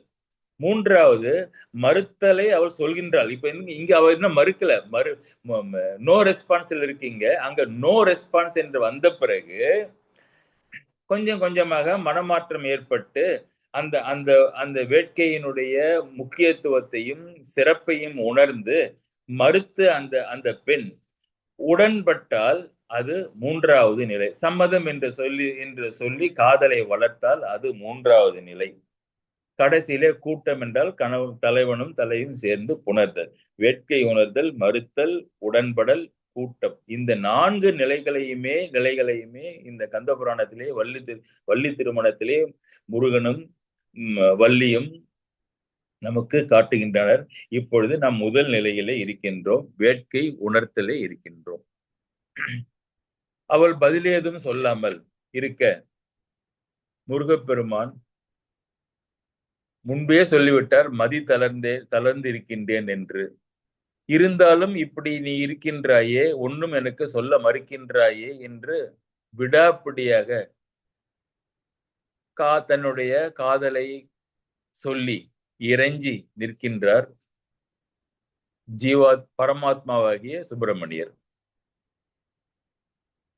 மொழியொன்று புகழாயேன். அம்மா தாயே, நான் எவ்வளவு நேரம், எத்தனை நாட்கள் வந்து பேசிக்கொண்டே இருக்கின்றேன், நீ இப்படி பேசாமல் இருக்கின்றாயே. மொழி ஒன்று புகழாயின். மொழி ஒன்று புகழாயின் என்றால் நான் எதிர்பார்ப்பது ஒண்ணுதான். எஸ், சம்மதம், என் பேரு வள்ளி, என் ஊர் சீரூர், அப்படி என்று ஒரே ஒரு வார்த்தை தான் நான் உன்னிடம் வந்து எதிர்பார்த்து கொண்டிருக்கின்றேன். மொழி ஒன்று புகழாயின். நான் இப்படி ஆயிரக்கணக்கான அழகிய வார்த்தைகளை செய்யுளாக பாடிக்கொண்டிருக்கின்றனே, அத்தனையும் நீ செய்ய வேண்டியதில்லை, ஒரு வார்த்தை சொன்னாலே போதும் சரி என்று. மொழி ஒன்று புகழாயின். வார்த்தைக்கு வார்த்தை, பாட்டுக்கு பாட்டை நான் உன்னை பாட சொல்றேன் இல்லையாம்மா, ஒண்ணு சொன்னா போதுமேம்மா. மொழி ஒன்று புகழாயின். சரி, முறுவலும் புரியாயின். வார்த்தையே பேச வேண்டாமா. அடுத்தது காட்டும் பளிங்கு போல் நெஞ்சம் கடுத்தது காட்டும் முகம் நர வள்ளுவர். மனசுல இருக்கிறத நான் முகத்திலே புரிஞ்சுக்குவேன். நான் சூர சுப்பாயங்காட்டியும். அதனால கொஞ்சம் மனசுல இருக்கிறதை உன்னுடைய சிரிப்பின் மூலம் உணர்த்தினால் முறுவலும் புரியாயின். நான் அதுல இருந்து தெரிஞ்சுக்குவேன் உன்னுடைய உன்னுடைய உடன்படுதலை. அதுவும் இல்லையே, உன் முகத்துல என்ன இருக்குன்னு எனக்கு தெரிய மாட்டேங்குது. முறுவலும் புரியாயின். விழி ஒன்று நோக்காயின். கண்ணால ஒரு பார்வை பார்த்தா போதுமே. என்ன, கண்டனன் கற்பினுக்கு அணியை கண்களால் அனுமன். கண்கள் தான் காட்டுகின்றது ஒருத்தவள் கற்புடையவளா, ஒருத்தவள் குணவதியா, ஒருத்தவள் காதல் உடையவளா, ஒருத்தவள் மோகம் உடையவளா, ஒருத்தவள் கோபம் உடையவளா என்பதை கண்கள் தானே காட்டுகின்றது. அந்த அந்த கண்களை வைத்துக்கொண்டு என்னை நீ பார்த்த அந்த கண்களை வைத்துக்கொண்டு நான் உன்னை புரிந்து கொள்வனே. அதனால விழி ஒன்று நோக்காயின். இங்கேயும் ஒரு கட்சியப்பர் ஒண்ணு போட்டாரு. என்ன, 2 கண் தான் இருக்கு. 2 கண்ணும் ஒரு பொருளை பார்த்து அதனுடைய பிம்பங்கள் இரண்டும் ஒன்றாக இருந்தால்தானே நம்முடைய மூளை அதை புரிந்து கொண்டு என்ன என்று சொல்லும். இங்கே ஒரு கண் ஒன்றையும் இன்னொரு கண் இன்னொன்றையும் பார்க்கணும்னா இல்ல, நீ 2 கண்ணாலும் நேராக நிலைநிறுத்தி என்னை பார்க்க, கழுத்தை தூக்கி என்னை பார்க்க வேண்டும் அவசியம் இல்லை. குனிந்து கொண்டு ஓர கண்ணாலே விழி ஒன்று நோக்காயின். ஒரு கண்ணாலே பார்த்தா கூட போதும் எனக்கு. அது கூட செய்ய மாட்டேங்கிறியாமா. மொழி ஒன்று புகழாயின், முறுவலும் புரியாயின், விழி ஒன்று நோக்காயின், விரகம் மிக்கு உழல்வேன். இது 3ல எதுவுமே நடக்காத காரணத்தினால, ஏதாவது ஒண்ணு நடந்தா கூட I will be little bit satisfied. எதுவுமே இல்லையே, எனக்கு தீர்வே இல்லையே என்னுடைய மோகத்திற்கு. அதனால விரகம் தாகம் அதிகமாகி அந்த அந்த சூட்டிலே உழன்று கொண்டிருக்கின்றேனே. விரகம் மிக்கு உழல்வேன். அதிகமாக நான் கஷ்டப்பட்டு கொண்டிருக்கின்றேனே. என்னை பார்த்தால் உனக்கு தெரியவில்லையா?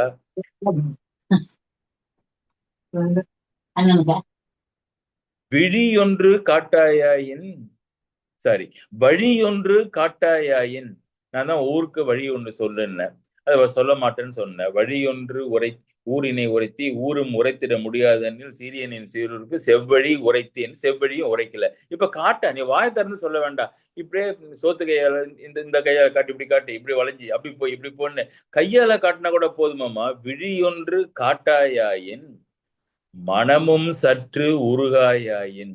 ஐயோ, நாள் கணக்குல இவன் எப்படி இப்ப நம்ம மரத்துங்கீழ நின்று சுத்தி சுத்தி வரானே, சாப்பிட்டானான்னு தெரியாது இந்த வெயில்ல, தூங்குறானான்னு தெரியாது, தண்ணி குடிச்சானான்னு தெரியாது, இப்படியே என்னை வந்து சுத்தி கொண்டு இருக்கின்றானே, ரொம்ப கஷ்டப்பட்டு கொண்டு இருப்பானே, அதனால மனமும் சற்று உருகாயாயின். இவன் மேல கொஞ்சம் கருணை கொண்டு, இவன் கேட்டால் ஏதாவது ஒண்ணு பதில் சொல்லி தொலைப்போமே, பேரையா சொல்லுமே, ஊரையா சொல்லுவோமே, ஒரு கண்ணால பார்ப்போமே, ஒரு ஒரு வார்த்தை சொல்லுவோம், மொழி ஒன்று ரொம்ப இவன் நம்மள கேட்கலையே, மொழி ஒன்று புகழ சொல்றான், முறுவல் சிரிக்க பார்த்து சிரிங்க போதுங்கிறான், விழி ஒன்று நோக்காயாயின், வழி ஒன்று காட்டாயாயின். இத ஒண்ணு செஞ்சு இவனுடைய மனதுல வந்து ஓரளவுக்கு ஒரு நம்பிக்கையும் மகிழ்ச்சியும் உண்டாக்கலாமே அப்படின்னா, மனமும் சற்று உருகவில்லை இவளுக்கு. மனமும் சற்று உருகாயாயின், கடைசியா சொன்னார் முருகப்பெருமான், பழியொன்று நின்பால் சூழும் பாராமுகம் தவிர்த்தி என்றான். இவ்வளவும் செய்யாம இருந்தா பழி உனக்கு தான் வரும். ஏன் அப்படின்னா, நான் போய் அங்க ஒரு பெரிய மலை தெரியுது பாரு, அந்த மலை மேல ஏறி கீழே குதிச்சு செத்து போயிடுவேன். ஏன் செத்து போயிட்டேன்னு சொன்னா எழுதி வச்சிருவானே. இவ ஒரு ஒரு ஒரு மொழி பதில் சொல்லல, ஒரு முறுவல் புரியல, ஒரு ஒத்த கண்ணுதால என்ன பார்க்க சொன்னேன், அதுவும் பார்க்கல, வழியும் காட்டல, பேரும் காட்டல, ஊரையும் சொல்ல, விழி அதனால என்னுடைய சங்கடங்களையும் பார்த்து அவள் மனம் உருகாத காரணத்தினாலே, இங்கு இருந்து என்ன பயன் என்று நான் செத்து விடுவேன், ஓலை செய்து எழுதி வைத்துவிட்டு, அதனாலே இந்த ஊரார் வேட்டோர் எல்லாரும் உன்மேல் பழி நின்பால் சூழும். இந்த பழி, இந்த நான் இறப்பதற்கான பழி, நான் இப்படி பைத்தியம் பிடித்து அலைவதற்கான பழி, ஒரு இளைஞன் வீணாகி போய்விட்டானே என்ற பழி நின்பால் சூழும். யாரா ஒருத்தவங்க 2 பேர் சொல்ல மாட்டாங்க. நீ எங்க போனாலும், ஓ அந்த பொண்ணா, இவனால தானே அந்த சுப்பிரமணியர் கெட்டு வீணா போயிட்டாரு அப்படின்னு பழி நின்பால் சூழும். அப்ப என்ன பண்ணும்? பாராமுகம் தவிர்த்தி. பாராமுகம் தவிர்த்தி என்றால், இப்படி பார்க்காமல் இருக்கின்ற உன்னுடைய முகத்தை தவிர்த்தி, அது மாதிரி இல்லாமல் என்னை பார்த்து என்னுடன் பேசு என்று கெஞ்சுகின்றான் சுப்பிரமணியன். இதெல்லாம் சிறந்த ஆன்மீக கருத்துக்கள். என்ன ஆக்சுவலா என்ன சொல்றாரு சுப்பிரமணியர்னா, மொழி ஒன்று புகழாயாயின். இறைவனை பற்றி புகழ்வதற்கு எத்தனையோ தேவாரங்கள், திருவாசகங்கள், திருவருட்பாக்கள் என்று என்று ஆழ்வார்களும் அடியார்களும் இயற்றிய, நாயன்மார்களும் இயற்றிய நிறைய பாடல்கள் நாமே பாட தெரியாவிட்டால் கூட அவர்கள் அவர்கள் அவர்கள் எழுதி நமக்கு கொடுத்த அந்த மொழியிலே ஒன்றை இறைவனை பார்த்து புகழாயின். இது வந்து அந்த அந்த பரமாத்மாவானது ஜீவாத்மாவுக்கு அறிவை கொடுத்து தன்னுடன் சேர்த்து கொள்வதற்காக கொடுக்கின்ற அறிவுரை. மொழி ஒன்று புகழாயின். நீ உனக்கே பேசுவதற்கு பாடுவதற்கும் தெரியாவிட்டால், இவர்கள் எழுதி வைத்து செய்தி வைத்திருக்கின்றார்களே நூற்றுக்கணக்கான ஆயிரக்கணக்கான செய்யுட்களும், அவற்றில் ஏதாவது ஒன்றை எடுத்து நீ படிக்க கூடாதா? மொழி ஒன்று புகழாயின், முறுவலும் புரியாயாயின். முறுவல்னா சிரிப்பு. கோயிலுக்கு செல்கின்றோம், என்ன அழகான அந்த அந்த சிலையிலே சிவபெருமான் நம்மை பார்த்து சிரிக்கின்றார். அந்த நாட்டியத்திலே என்ன அழகாக சுப்பிரமணிய கடவுள் நம்மை பார்க்கின்றார். அந்த அந்த முறுவலுக்கு நாம் ஒரு முறுவல் செய்யக்கூடாதா? முறுவலும் புரியாயா. இன்னும் எல்லா சிலைகளிலும் பார்த்தீங்கன்னா இறைவனுடைய முகம் அப்படி ஒரு மகிழ்ச்சியுடன் இருக்கும். மகிழ்ச்சியான இருக்க ஒருவரை பார்த்து நம்மை பார்த்து ஒருவர் சிரித்தால் நாமும் சிரிப்போம் அல்லவா? அதனால அதை பார்த்தாவது நாம் சிரிக்க கூடாதா? முறுவலும் புரியாயின், விழியொன்று நோக்காயாயின். சரி, நீங்க கோயிலுக்கு வர வேண்டாம், பாட்டு பாட வேண்டியதில்லை, அங்கு இருக்கின்ற சிலையை பார்த்து சிரிக்க வேண்டியதில்லை. வீட்டில் இருக்கும் பொழுதே அந்த தேர்களிலும் பல்லக்கிலும் அந்த இறைவர்கள் வருகின்றார்களே, அங்கே நீங்க வெளியிலயும் வர வேண்டாம். வெளியில வந்து பார்த்தா நேரா பார்த்தா 2 கண்ணால பார்க்கணும். அதுபடி இல்லாமல் வீட்டு திண்ணையிலேயே அமர்ந்து கொண்டு சாய்ந்து, கழுத்தை சாய்ந்து, ஓரக்கண்ணாலே, கண் ஒன்றினாலே அந்த இறைவனை பரமாத்மாவை நீ பார்க்க கூடாதாமா? விழி ஒன்று நோக்காயாயின் விரகமிக்கு உழல்வேன், வழி ஒன்று காட்டாயாயின். எத்தனையோ வழி இருக்கின்ற இறைவனை அடைவதற்கு. அதிலே ஒரு வழியிலே நீ செல்லக்கூடாது, ஏதாவது ஒரு வழி. எத்தனை மார்க்கம் இருக்கின்றது இறைவனை அடைவதற்கு.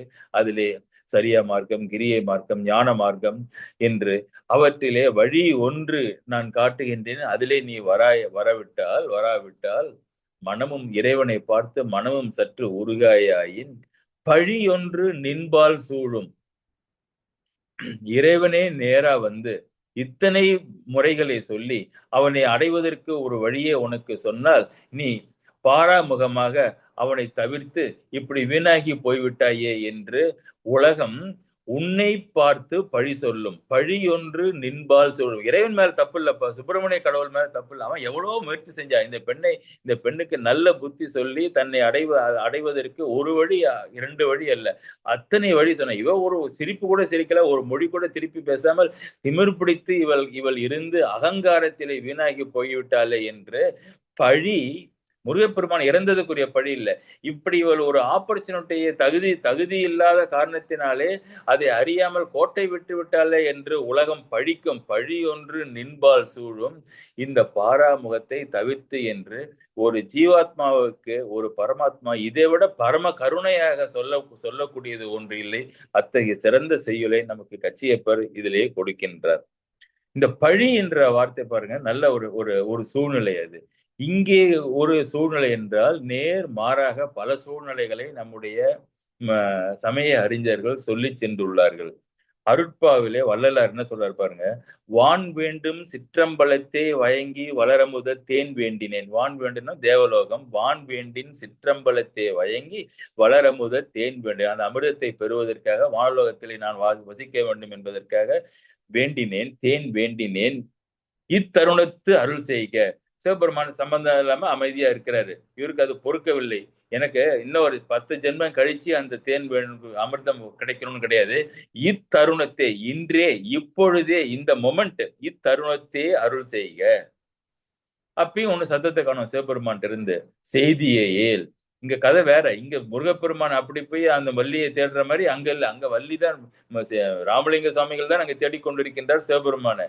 செய்தியே ஏல். இத்தருணத்தில் நீ எனக்கு அருள் செய்யவில்லை என்றால் ஊன் வேண்டும் என் உயிர் நீத்து. இந்த ஊன் வேண்டும் என் உயிர் நீத்து நின்பேல் பழியோ இழைப்பேன். நான் இறந்து ஊன் வேண்டும் இத்தருணத்து என் உயிரை நீத்துட்டா என்ன ஆகும் அப்படின்னா, உலகமெல்லாம் சொல்லணும், ஐயோ வடலூர்ல இருந்தால் இந்த வள்ளல் பெருமான் சிவபெருமானை நினைச்சு உட்கார்ந்து இருந்தாரு. ஒரு வார்த்தை கூட சொல்லி இவரை காப்பாற்றவில்லையே சிவபெருமான் என்று சொல்லி நின்மேல் பழியோ இழைப்பேன். உலகம் பூரா உன்னதாண்ட கடவுளே பழி சொல்லும். நீதான் நம்முடைய உறவிலே நான் இறப்பதற்கு காரணமாகிவிட்டாய் என்று இறைவனை பழி சொல்லும். இப்ப கேளு, நான் வேண்டுமோ பழிதான் வேண்டுமோ சொல்க நாயகனே. நான் வேண்டுமா இல்ல உலகமெல்லாம் பழிக்கின்ற சூழ்நிலை வேண்டுமா சொல்க என் நாயகனே என்று பழி உண்மையில் வரும் என்று இங்கு வள்ளல் பெருமான் இறைவனை நோக்கி சொல்கின்றார். எல்லாரும் அப்படிதான் சொல்லுவாங்க. சுந்தரர் எடுத்துங்க, 7ஆம் திருமுறையில விற்றுக்கொள்வீர் ஒற்றி அல்லேன் விரும்பி ஆட்பட்டேன். 2வது திருமணம் முடிஞ்சது, கண் கொத்தையாகிவிட்டது, குருடுடன் சிவபெருமானை நோக்கி மிக வருத்தமாக பாடிக்கொண்டிருக்கின்றார். இது காஞ்சிபுரத்திலே. விற்றுக்கொள்வீர் ஒற்றி அல்லேன் விரும்பி ஆட்பட்டேன், குற்றம் ஒன்றும் செய்ததில்லை கொத்தை ஆக்கினேன். குற்றம் செஞ்சனா, 2வது திருமணம் செய்து கொண்டேன், ஆனா உனக்கு தெரியாம இல்லை, நீனே தானே அதற்கும் வழி செய்தாய். அப்புறம் எப்படி திடீரென்று அது குற்றம் என்று நீ பழி கொடுத்தாய். குற்றம் ஒன்றும் செய்ததில்லை கொத்தையாக்கினீர் எற்று கடிகள் என் கண் கொண்டீர். என்னுடைய கண்ணை நீ எடுத்துக்கிட்டே சிவபெருமானே, என் கண் கொண்டீர் நீரே பழிபட்டீர். கடவுள் மேல அடியார் சொல்கின்றார், நீரே பழிபட்டீர். என்னை நீ இப்படி இந்த நிலைக்கு உண்டாக்கியதுனால பழி உன்னைதான் சொல்லும், உலகம் உன்னைதான் பழிக்கும். நீரே பழிபட்டீர் மற்றை கண்டன் தாராது ஒழிந்தால் வாழ்ந்து போதீர். நீ வேணா 2 கண்ணோடு இருந்து போ, எனக்கு ஒன்றும் கவலை இல்லை. ஒற்றை கண்ணோடு நான் இருந்தால் உலகம் உன்னைத்தான் பழிக்கும். எனக்கு சரியான இந்த ஜீவாத்மாவுக்கு சரியான வழிகாட்டவில்லை என்று பரமாத்மாவை தான் உலகம் பழிக்கும் என்ற நிலைக்கு மாறாக இங்கே சுப்பிரமணிய கடவுள் இவ்வளவு சொல்லியும் இந்த உன்னுடைய ஆன்மாவானது என்னை அடைவதற்குரிய வழியை காது கொடுத்தும் கேட்காமல் படுத்தி விட்டாலே என்று பழிதான் நின்மேல் சூழும். இது தேவையா என்று சொல்லி நிற்கின்றான் சுப்பிரமணிய கடவுள். வாட் இஸ் வள்ளிஸ் ரெஸ்பான்ஸ் என்பதை வருகின்ற வாரங்களிலே தொடர்ந்து சிந்தனை செய்வோம் என்று சொல்லி வள்ளி திருமணத்திற்கு வருகை தந்து கலந்து கொண்டதற்கு நன்றி பாராட்டி அமைகின்றேன். நன்றி, வணக்கம்.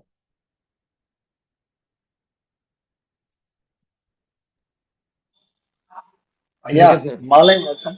இட் இஸ் நாட் டூ லேட்னு நான் நினைக்கிறேன். எல்லாம் யாரும் இளைஞர்கள் இல்லை அப்படின்னு சொன்னீங்க. இளைஞருக்கு உண்டான அத்தனை உற்சாகத்துடன் நான் இருக்கிறதுனால நான் என்னை இளைஞனா வச்சுக்கிறேன். இனிமே என்ன கேட்கணும் அப்படின்றது எனக்கு தெரிஞ்சு போச்சு. முதல்ல பேர் கேட்கணும், ஊர் கேட்கணும், இல்லைன்னா வழி கேட்கணும். அது எப்பல இருந்து ஸ்டார்ட் பண்றது? ராகு காலம் முடிஞ்ச உடனே ஸ்டார்ட் பண்றீங்க. திருப்பி அந்த லைட்டாவே அற்புதமா இருந்தது ஒண்ணு. ரெண்டாவது, நீங்க அந்த வள்ளிங்கிறதுக்கு கொடுத்த அந்த பெயர் காரணம், அரசன் அரசி அப்படின்னு சொன்னீங்க. பொன்னன் பொன்னி, முருகப்பெருமான வள்ளலா பவிச்சதுனால, அதனால வள்ளலுக்கு உண்டானவள் வள்ளி அப்படின்னு ஒரு பெயர் காரணம் சொன்னீங்க. ரொம்ப அற்புதமா இருந்தது ஐயா. Enjoyable session. நன்றி. நன்றி நன்றி. நீங்க சாய்ராமன் நல்லாவே செஷன் வந்து அந்த சொன்னாரு. வள்ளி சொல்லுங்க ஐயா. Okay, okay.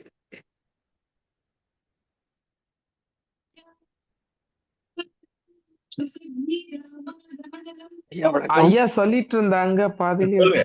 சரி, நீங்க சொல்லி முடிங்க சங்கர். அவசரம். அதான் எனக்கு ரொம்ப, அதாவது அந்த இறைவன் மேல நீ எனக்கு அருள் புரியலன்னா என்ன யாரும் எதுவும் சொல்ல போறதில்ல, உன்னதான் சொல்ல போறாங்கன்ற அந்த திருப்பி விடுறது வந்து நீங்க அதை சொல்லும் போதே எனக்கு வள்ளலார் ஞாபகம் வந்துட்டாரு. நீங்க கரெக்டா அதை வந்து கடைசியில சொல்லி முடிச்சது எனக்கு ரொம்ப சந்தோஷமாயிடுச்சு. ரொம்ப நன்றி. நான் ரொம்ப நல்லா இருந்துச்சு இன்னைக்கு. நன்றி.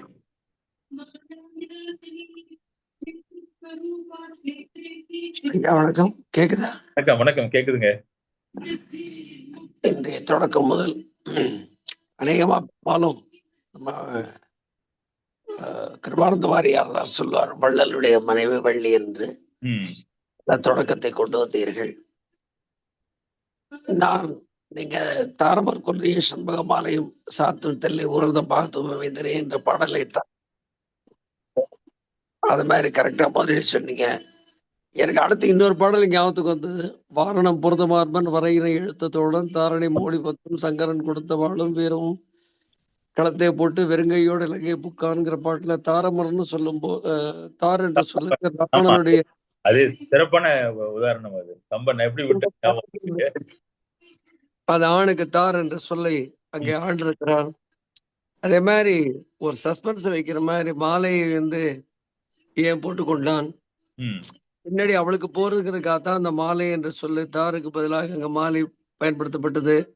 அதாவது உள்கடக்கையாக உள்ள பொருளை வெளிப்படுத்தியது. எனக்கு கண்ணாசனுடைய பாடல் தான் உனக்கு கண்ணாசு தான் நினைக்கிறேன்.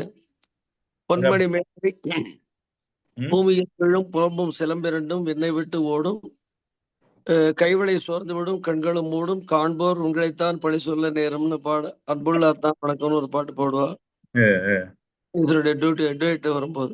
அது மாதிரி பேரை கேட்டேன்னு சொல்லலை, ஊரை கேட்டேன்னு சொல்லலை, ஊருக்கு போற வழியை கேட்டேன்னு சொல்லலை, சிரிக்க மாட்டேங்கிறேன், எதுவுமே செய்ய மாட்டேங்கிறேன், பழி வந்து தான் சேரும்னு சொல்றது எனக்கு இந்த பாடல் ஞாபகத்துக்கு வந்தது.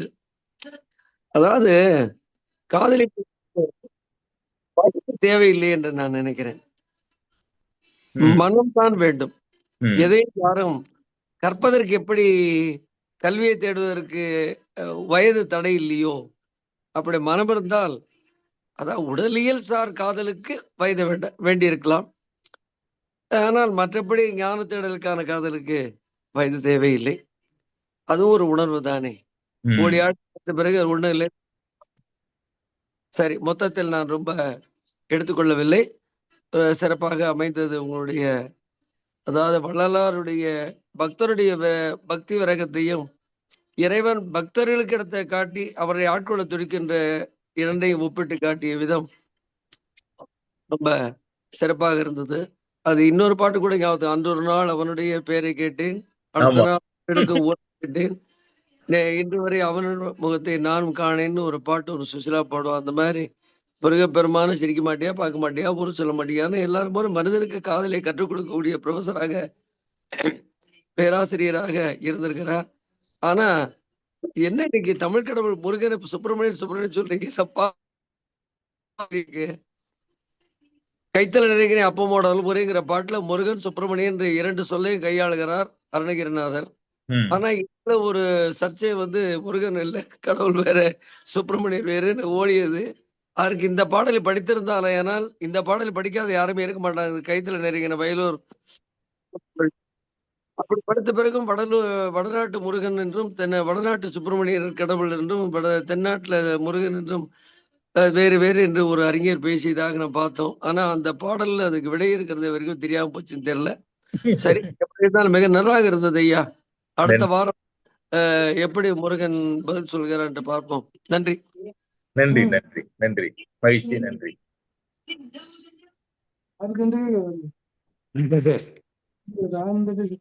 வணக்கம் வணக்கம் சார். சிறப்பா இருந்தது. தொடரும் போல இருக்கு. நான் ஒரே நாள் முடிச்சிருக்கீங்களோன்னு நினைச்சேன். பரவாயில்ல. நெக்ஸ்ட் வீக் தொடரணும். நீண்ட காதல் கதை இது. ஓ அப்படியா? சிறப்பா இருந்தது சார். எனக்கு பர்டிகுலரா எனக்கு தமிழ்ல அவ்வளவு பாண்டித்யம் இல்ல. இந்த தார்ன்றது ஆண்கள் போட்டுக்கிறது மாலை, பெண்கள் போடுறதுதான் மாலைன்றது இன்னைக்கு தெரிஞ்சுக்கிட்டேன். இந்த டேர்ம் எல்லாம் எனக்கு புதுசா இருந்தது. சிறப்பாவே இருந்தது சார். காரணம் சொல்றாரு பாருங்க அவரு. அவளுக்கு போக வேண்டியதுதான் இந்த மாலை, அவளுக்கு அதுக்கு பேர் மாலைன்னு தான் பேரு. டெம்பரரியா நீ போட்டிருக்க, அதனால இப்பயே நான் சொல்லிடுறேன் அந்த பேர் மாலை தான்ங்கிறாரு. ஆமா ஆமா ஆமா, கரெக்டா எக்ஸ்பிளனேஷன் கொடுத்திருக்காரு. நன்றி நன்றி நன்றி.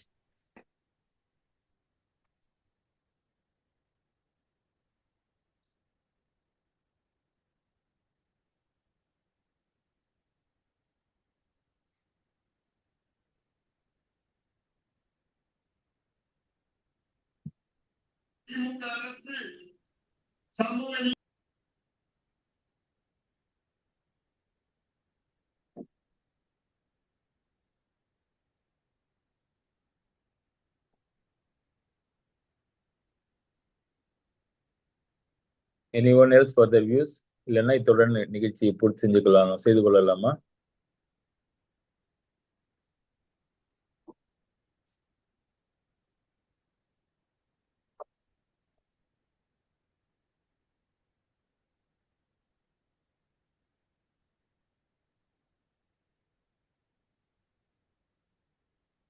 வணக்கம் சார். கிளாஸ் இன்ட்ரெஸ்டிங்கா இருந்தது. வணக்கம் வணக்கம். இன்னைக்கு 4 மணிக்கே 2 டிஜிட் போயிருச்சு, ரீச் ஆயிருச்சு நமக்கு இன்னைக்கு. அதான் உடனே ஆரம்பிச்சிட்டாங்க. அது ஸ்லோவா பிக்கப் ஆயிட்டே இருக்குது.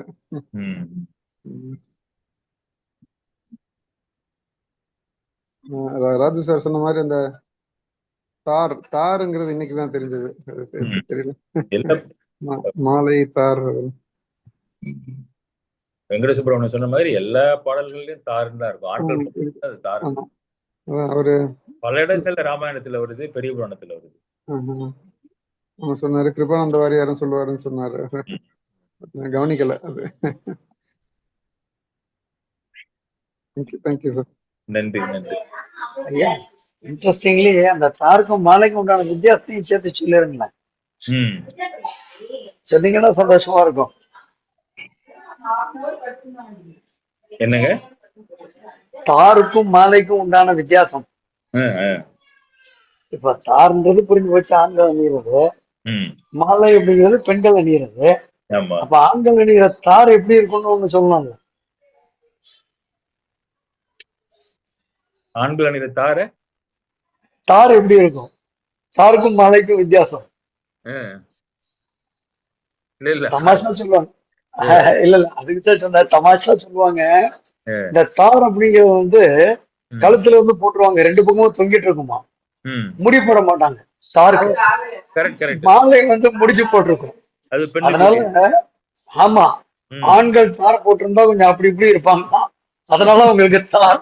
பெண்கள் வந்து கட்டுக்கப்போ ஒரு வட்டத்துக்குள்ள இருப்பாங்களா, அதனால அது மாலை. அதுக்காக அந்த தாருக்கும் மாலைக்கும் ஒரு சின்ன வித்தியாசம் சொல்லலாம் அப்படின்னு. சிறப்பான இது. ஆனா சண்டைக்கு வந்துட போறாங்க வெளியில மக்கள்.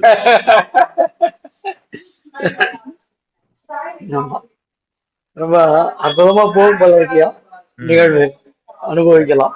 நன்றி நன்றி நன்றி நன்றி நன்றி. இத்துடன் நிகழ்ச்சியை பூர்த்தி செய்து தொடர்ந்து வள்ளி திருமணத்திற்கு வருகை தந்து சிறப்பிக்குமாறு அன்புடன் கேட்டுக்கொண்டு முடிக்கின்றேன். நன்றி, வணக்கம். Thank you sir. Thank you. Thank you sir.